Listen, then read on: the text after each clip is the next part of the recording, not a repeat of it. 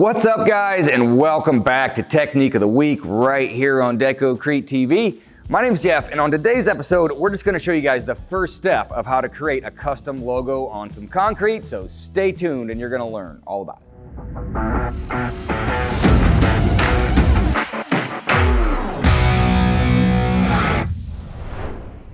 So you can see here that today we have this custom logo, happens to be the Deco-Crete TV logo. So of course we're gonna do that.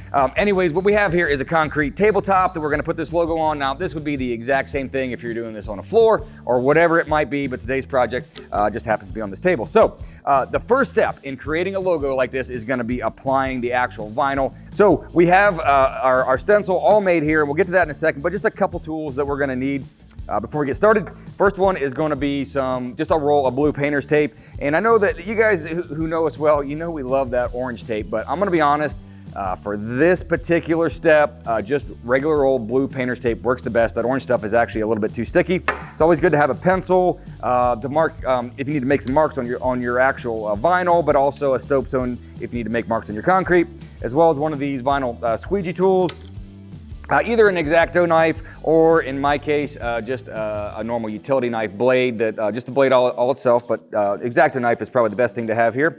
We just couldn't find one this afternoon. And then either a tape measure or a yardstick or something to make some measurements. So the first thing we need to do in order to get this in the right place is we're gonna have to make a couple marks. We need to know where center of the table is, and we need to know how we want our stencil to be laid out. So all I'm gonna do is I'm just gonna make a mark on each side, and then I'm gonna actually just take a pencil and draw some marks. I don't need to do it the whole way through here. It's just we always want them out here on the ends so we can line it up with the marks on our concrete. So I'm just kind of getting that close. I mean, I already know the measurements of this. This isn't quite as big of a deal.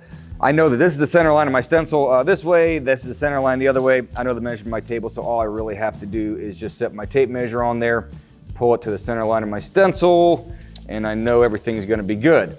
So now that I have it all in place, I'm just gonna take my painter's tape and I'm gonna just keep it just maybe like an inch past center here. And I'm just gonna tape that down. That way my stencil can't move. Again, if the placement is really important, we could even put a little piece over here if we want to, just to keep everything in place. Now that I have that done, all I'm gonna do is I'm gonna flip my, again, this tape's holding in place. I'm just gonna flip my stencil over, and then what I'm gonna do is I'm gonna actually start pulling off the backing. And it's very important that everything is clean here, and when I pull this off, it's gonna be on. So I can't just lay this back over again here.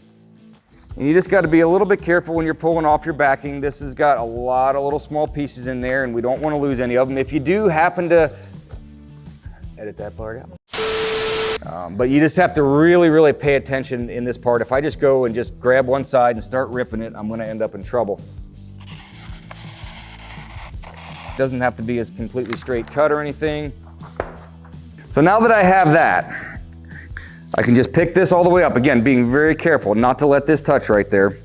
Now I can take my squeegee tool, and I always wanna start in the center. And again, if I was just going to just like lay this whole thing down, even though it's in place, it is not gonna turn out well. I'm gonna have tons of air bubbles. So I'm just gonna start in the center, and I'm gonna slowly start working this down. We wanna do a nice job, but don't stress out if you have a little tiny air bubble. Like if you're putting one of those screen protectors on your phone and you're gonna spend like an hour working that out, don't do that here, not needed. So I can take this tape up, and that's the only reason for this tape in the beginning was just to keep it in place till we got one side stuck down. Now we're just gonna pull this off. And this is why I like the blue painter's tape, because it's gonna pull off that transfer paper really nice, where if you use duct tape or something like that, it's just too sticky, and it's gonna wanna pull that transfer paper with it. And now all we gotta do is flip it over and do the exact same thing again. This time, I don't have to worry about cutting the backing. It's already off. Now, before it's all said and done, we'll take our time with our squeegee and make sure that the parts that we still want are stuck down really, really good. If we're gonna do micro topping on this, we just wanna make sure that they're really, really all worked down good. If you're doing dye or something, that stuff dries pretty fast. It's not as big of a deal. But we still have one step left, so I'm not gonna get too carried away on that right now. And now what I'm gonna do is I'm gonna try to find that transfer paper. And now it's time to peel that off. And so we're just gonna start at one corner.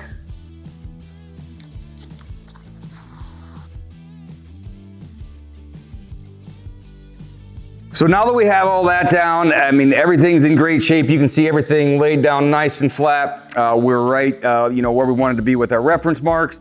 You may need multiple layers to this stencil. If I was trying to create like 3 or 4 colors, I might need 4 of these with some reference marks.